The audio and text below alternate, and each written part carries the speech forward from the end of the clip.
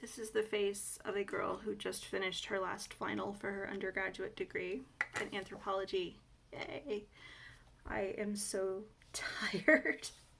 Um, I woke up at like 4:30 last night, and the cat, I guess, realized I was awake, and so, it was time to play with the human. Meow, meow, meow, and just doing weird stuff like licking my nose. And my husband was snoring. I just could not get back to sleep. So work today was fun, but I got through most of it. It was an 8A, so I came home early. I was able to take a nap, and then I took my final exam, which I couldn't take till 6:30 today, and I had 2 hours. I finished it in about an hour and 25 minutes or so. Just submitted it back to my professor, and I'm all finished. So I kind of feel like numb. It's kind of funny. I thought I'd be all ecstatic. In fact, I was really excited earlier today. But I'm just I guess I'm just so tired. I'm sitting here going, yay, I'm done. I'm finished. And I'm graduating a week from tomorrow, actually. We're leaving for Illinois on May 13th. I think it's the 13th. It's this coming Thursday, and we're driving up in one day. The 13th. And then I graduate on May 15th, 2021. Everything's ready to go. It's been, just thinking back on this ride, it's been crazy. This is just really the first part of this whole journey to become an archaeologist, and I know this is over. Part of me feels this relief because it's like it's over. It's not really over because I'm starting the next phase in September, but I'll be glad to have a break because I really need one. It's been it's been hard. I've gone lots of places. I've done some really cool stuff, like my internship at Tarl last summer, and I somehow managed to finish this degree while having an emotional breakdown that put me on FMLA for several months in this past fall. And somehow, throughout all of that, I still managed to get this done. I have found a strength in myself that I didn't know I had. I am really, really proud of myself. Because doing this while working full time and having a family is hard. There are some things that they have had to sacrifice for me, and I always remember that, and sometimes I feel guilty from it. I try not to let this get in the way of watching Nora grow up, but sometimes it just does. And that's my biggest fear about this path, is that I'm going to miss her, part of her growing up. She's growing up so quickly. It's crazy how fast, just this past year, how tall she's gotten, how independent she's become. I'm really proud of her, but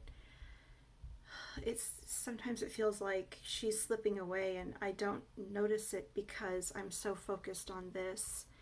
I never feel angry about it, but sometimes I feel a little resentful.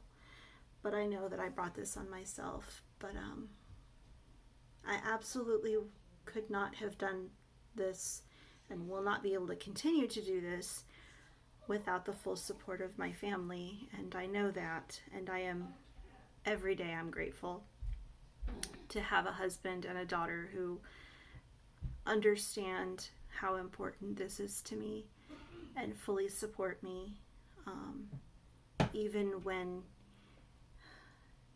it's inconvenient for them or not fair for them. And I just don't deserve that. I really don't. And, I'm humbled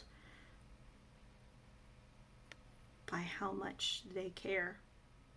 And that's really, I think, the biggest takeaway. The biggest lesson I've learned is that, when someone who loves you and knows how important something is for you, they will support you no matter what. And I only hope someday when Nora decides what she's going to do, that she understands that she will have my full support, or if Paul decides to change careers or whatever his dreams are, that he knows I will give him equal support, because I will never forget what they've done for me.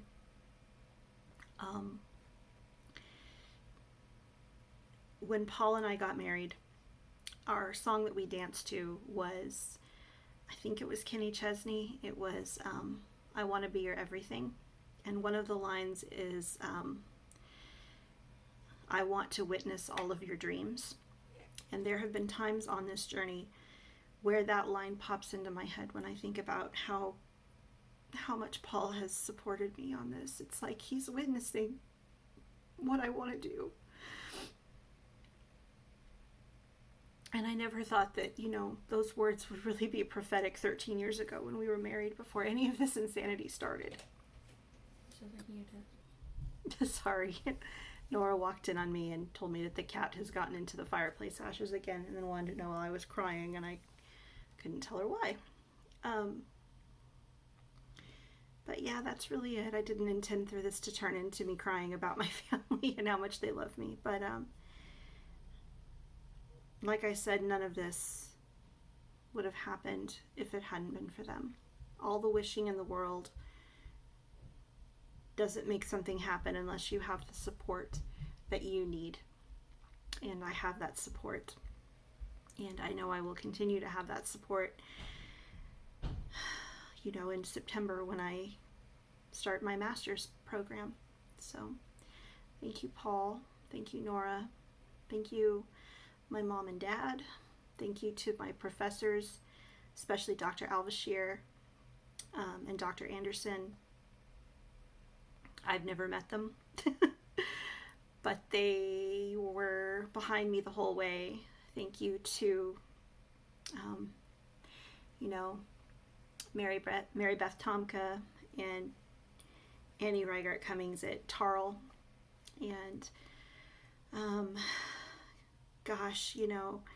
everybody at Travis County Archaeological Society and everybody in Houston.